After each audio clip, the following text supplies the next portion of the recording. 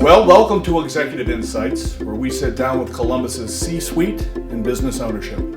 My name's Nick Fortine. I'm the president and publisher of Columbus Business First, and I'm here with Brandon Dupler of Dupler Office. You're the founder and principal of Dupler Office. Yes, along with my twin brother.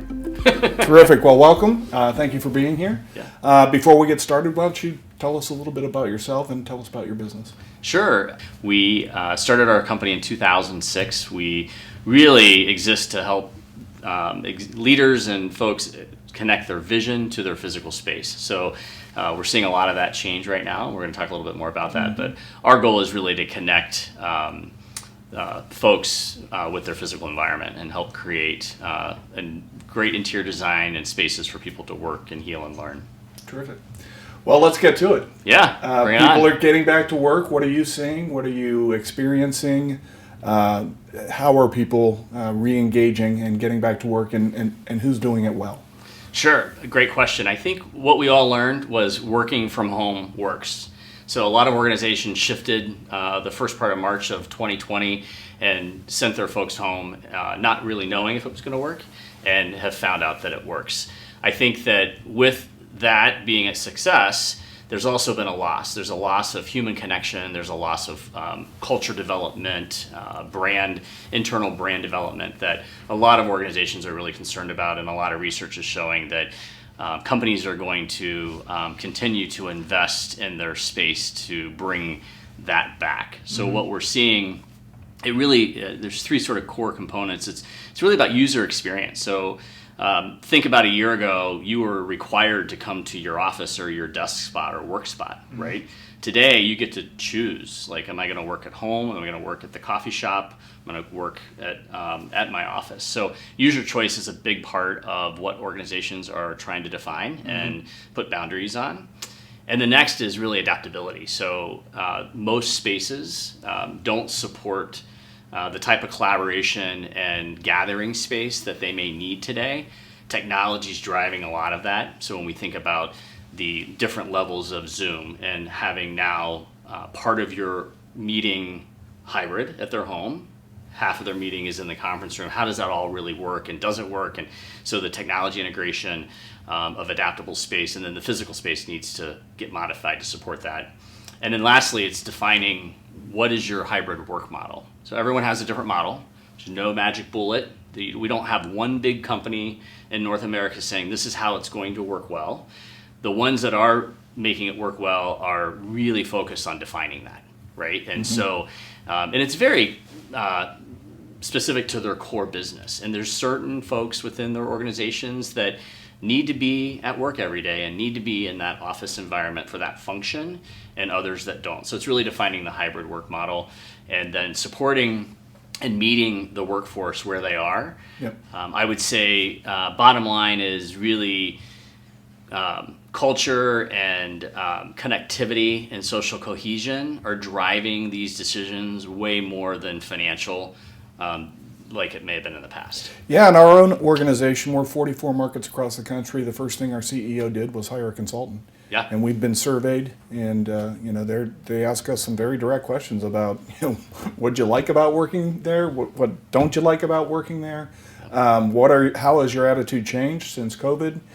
So they really got in-depth questions to us about, and they're going to.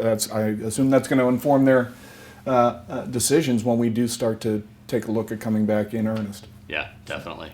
So what's the impact on real estate, commercial real estate then, from what you're seeing so far? Yeah, great question. I think, Columbus being still a vibrant market and growing market, we have also, our research is showing, 87% of leadership teams are reevaluating their real estate portfolios and understanding. What percentage?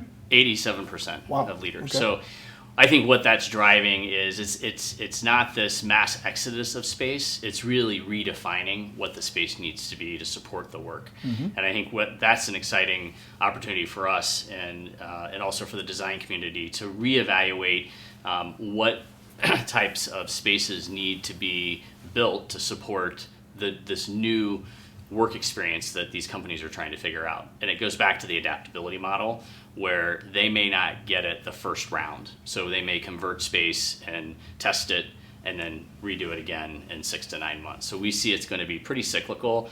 I would also say that organizations are still committed to the office. The office isn't going away.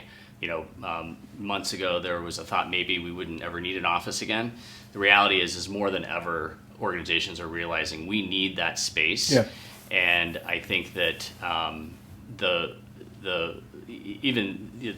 sublet market is increasing, obviously, but we're going to be fine. The real estate market is going to be strong in Central Ohio, and I think it's going to present opportunities for companies to get great new space. Are you beginning to see certain trends that are starting to emerge? We are. I think even if we look at some trends that we're seeing in some of the larger cities, it's about building ecosystems around the work. And so we're even seeing organizations that are sending their folks out to work with like-minded individuals, from innovation to scientists to researchers. I think what we're seeing in our market and our spaces is really defining options for individual work as well as collaborative work. So think about a lot of the privacy booths. So having a small little phone booth to go and do your conference call in, and that you have acoustic privacy. We also are seeing a lot of emphasis on wellness. So making certain that the space is ventilated properly. I've got really good lighting. I feel safe in the space when I'm going to get the coffee spot to the water cooler to my individual space. Sure. So I do think that we also have really great solutions around micro officing. So having a small office that I will reserve for an hour or two while I'm there, but that space is not mine all the time. Mm-hmm. So just a great way of reevaluating how folks are using their real estate then to really support what we're calling this distributed work model. So whether I'm working from my home office or my car or my permanent office, I have lots of choices. Great. Any other closing thoughts? Yeah, I think the exciting thing for us is really that organizations that are working on defining their new work experience, and that's really going to drive the success of organizations. And it starts with the human resource team, and really understanding how they structure the organization, and then the physical environment follows suit. I think that it's all about the sense of community, the cohesiveness, the ability to socialize and have relationships with my coworkers that has really been lost a little bit in the Zoom days or the video Sure. conference days. And I think, again, really focused on, providing that true experience when employees come to the office, and that they feel like their employer has listened to them, and that they have invested properly in creating a safe and productive space for them to do their best work and to grow and keep on mission with what the company wants to do long term. Well, I would say it's better times for you moving forward, I would imagine, based upon the year we just had. It certainly looks like better times for us. So yeah, we're excited. we appreciate you being here on Executive Insights. Thank Brandon you. Dupler, founder and principal at Dupler Office. Thank you very much. Thanks.